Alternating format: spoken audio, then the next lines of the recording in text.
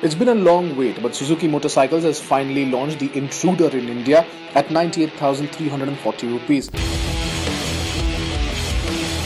It will go up against the likes of the Bajaj Avenger Street 150. According to Suzuki India, market research indicates that there is a lot of demand for an affordable cruiser motorcycle with premium styling and big bike looks. So enter the new 155cc Suzuki Intruder. The looks of the bike are quirky and could divide opinion, but it does give the bike solid street presence.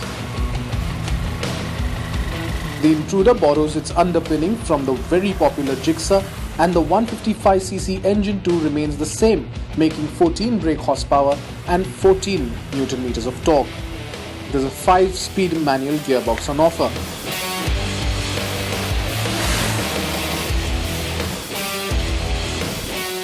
The Intruder's design and styling is inspired from its much bigger engined Intruder siblings such as the M1800 and the M800.